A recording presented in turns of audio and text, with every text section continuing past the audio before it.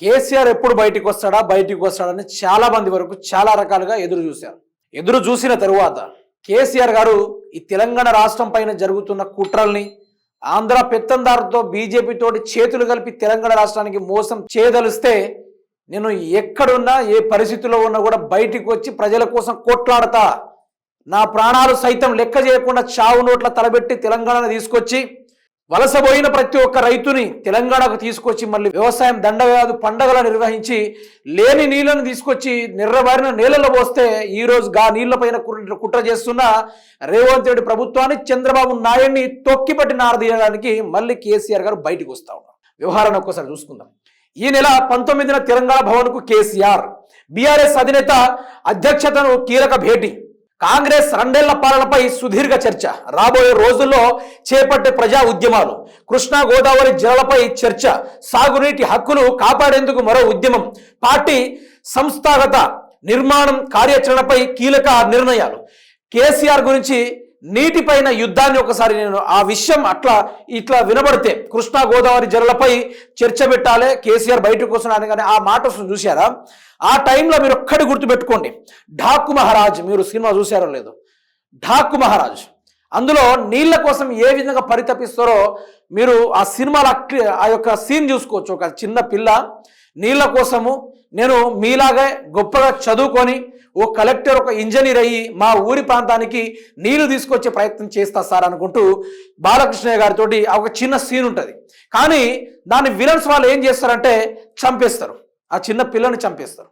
చంపేసిన తర్వాత హీరో పూర్తి స్థాయిలో కొట్లాడి వాళ్ళని చంపి ఆ ప్రాంతాలకు ఆ యొక్క నీళ్ళంటే చూడని నేలకు నీళ్ళను మరలిస్తాడు.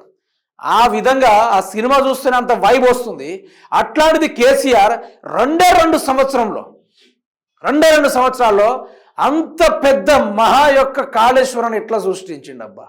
మోటార్లు, బాహుబలి మోటార్లు, ఒక్కొక్క మోటార్లను చూస్తే పరేషాన్ కావాల్సింది. ఒక్కొక్క రంగనాయక సాగరు లేకుంటే పెద్ద పెద్ద సాగర్లు ఏవైతే ఉన్నాయో ఆ సాగర్లను చూస్తే, రిజర్వాయర్లను చూస్తే మతి పోతుంది, ఒక సముద్రం లెక్క తలపిస్తుంది. అటువంటి నీళ్లను ఆపి తెలంగాణ రాష్ట్రానికి నీళ్లు మళ్లిస్తే గాది కొడుకులు ఈరోజు తెలంగాణ యొక్క అస్తిత్వాన్ని తీసుకెళ్లి శత్రువు యొక్క కాళ్ళ దగ్గర పెడతా ఉన్నారు. చంద్రబాబు నాయుడు గారిని తెలంగాణ రాష్ట్రం మీద కన్నెత్తి చూస్తేనే కేసీఆర్ గుడ్డలు తీసి కొట్టిండు. అయినా కూడా చంద్రబాబు నాయుడు గారికి బుద్ధి రాలేదు. నీకంత దమ్ముంటే స్వతహాగా నువ్వు నిర్మించి కొన్ని రాష్ట్రాల ఒప్పందాల పరంగా నీళ్లు వాడుకున్న తర్వాత, 2 రాష్ట్రాలు వాడుకున్న తర్వాత నువ్వు వాడుకోవాలని కదా ఒప్పందము. దమ్ముంటే దాన్ని పూర్తి చేయి. పోలవరం నువ్వు జీవితాంతం నువ్వు సచ్చేదాకా, చంద్రబాబు నాయుడు గారు అధికారం ముఖ్యమంత్రి, ఆయన చనిపోయేంత వరకు ముఖ్యమంత్రి ఉన్న నారా లోకేష్ గారు అధికారంలో ఉన్నా కూడా పోలవరం ప్రాజెక్టు మీ వల్ల రాదు, మీ వల్ల రాదు, కుదరదు, మీకు రాజధాని నిర్మించడే రాదు, ఇక దాదాకపోడు అదొక ఆశ్చర్యార్థకమని చెప్పుకోవాలి.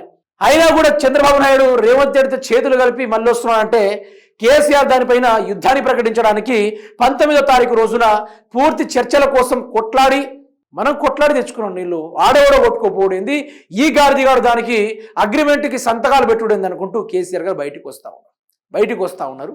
బరాబర్ కొట్లాడతారు. మళ్ళీ అధికార ఎవరైతే రాజకీయ పార్టీ నాయకులు కార్యాచరణలకు కూడా వాటిని డిస్కషన్ చేసే కార్యక్రమాలు చేస్తారు. నిన్న ఇదే విషయంలో కేటీఆర్ గారు బీఆర్ఎస్ పార్టీ పైన దాడి చేస్తున్న ప్రతి ఒక్క గుండాలని వివరించి చెప్పాడు. ఒకసారి విందాం. మేం తిరగబడితే తట్టుకోలేరు, ఓటమి భయంతోనే కాంగ్రెస్ దాడులు, పంచాయతీ ఎన్నికలకే ఇంత భయమా, 2 ఏళ్లలో అద్భుతాలు చేశామని చెబుతున్నారు, అదే నిజమైతే ఎందుకు భయపడుతున్నారు? దిక్కుమారిన రాజకీయాలు ఇప్పటికైనా మారాలి. బీఆర్ఎస్ కార్యకర్త మల్లయ్య కుటుంబానికి కేటీఆర్ పరామర్శ, ఆర్థిక సహాయం అందజేత అండగా ఉంటామని భరోసా. నాకు నిన్న అనిపించింది, నిజానికి తెలంగాణ రాష్ట్రానికి బీఆర్ఎస్ పార్టీ శ్రీరామ రక్ష అన్నట్టుగా అనిపిస్తుంది. ఇది నావైతే కాదు, ప్రజెంట్గా మనుషులు చనిపోయినా కానీ లేకుంటే ఏమైనా చేసినా కానీ బీఆర్ఎస్ పార్టీ ఏదైతే భీమా పెట్టారో ఆ భీమా ప్రజలకు వర్తించుడు హైలైట్. ఇంకోటి, కేటీఆర్ గారు నిన్న చనిపోయిన కుటుంబానికి 5 లక్షల రూపాయలు కూడా ఇచ్చిచ్చారు, సంతాపం తెలిపారు.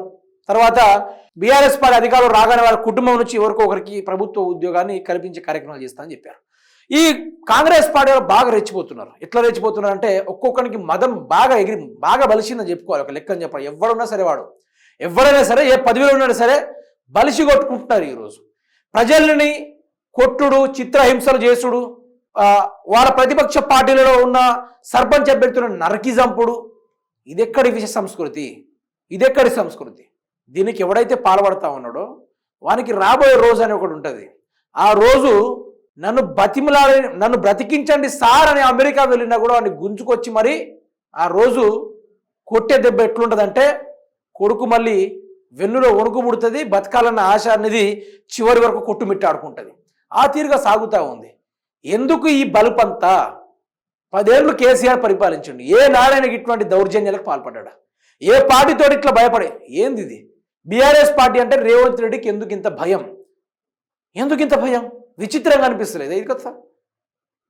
పాపం ఆ యొక్క మనిషిని చిత్రహింసలు చేసి చనిపోయే కార్యక్రమం దాకా తీసుకుపోయారంటే వీళ్ళంత చెత్తగాళ్ళు ఈ ప్రపంచంలో ఏడ వెతికినా కూడా దొరకరు. వీళ్ళు ఏడ వెతికినా కూడా దొరకరు, దుర్మార్గులు.